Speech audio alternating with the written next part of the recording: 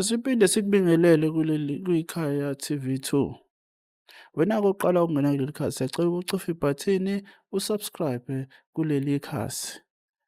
Ubaba uJohn Hlophe naye ukhala esifanayo nesikababa uNcamalala uMsholozi sokuthi umthetho wala eSouth Africa awubavoni abantu abamnyama.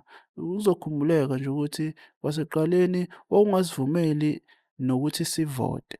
Kodwa-ke mina ngizochaza iy'nto ey'ningi. Awuke sizwe-ke uBaba Hlophe eyichaza le ndaba. Africanizing the law. Yes. I have publicly said we must Africanize the law. Let me explain what I mean. Our law is very Eurocentric.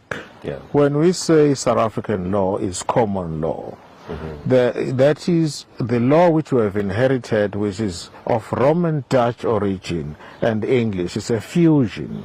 South African common law is a fusion of Roman Dutch law, which we inherited from the when we were colonized by the Afrikaners, and English law. It is therefore a fusion, right?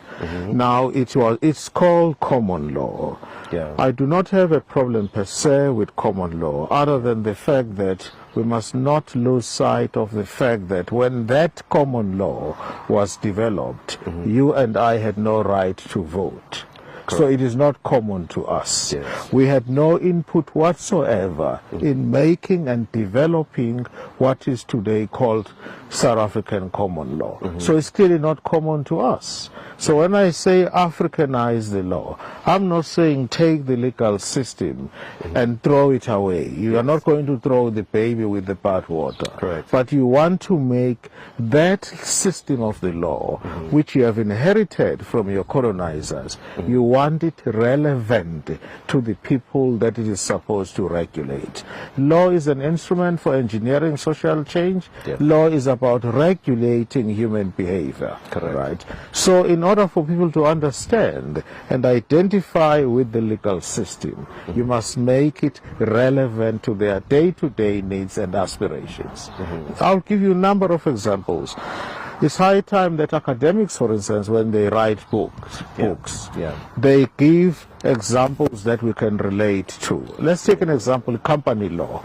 Company law works on this basis. Say there is a company, the shareholders, people who have shares in the company, get what is known as, they are shareholders, they have shares, and they get dividends at the end of the financial year. You can give a very good example that is close to your heart as an African. There is what we call in my culture, ilimo, right? Ilimo, this is what happens. You, for instance, I live here. Neighbors from the vicinity would come and assist when it's time to plow, right? They would come with their grain, they would come with whatever, they would come with their hose, we plow, we work together. That's a very good analogy of a company. But it has the following consequences. That food, those crops will not belong to me only. When it's time to reap, when it's time to harvest, I must share that with the rest of my community. Isn't that an outstanding example of a dividend? And the company is issuing out dividends. Why are academics, when they write scholarly books, not use such examples, things that we can relate to as the African people and as the majority in the country? We can multiply examples.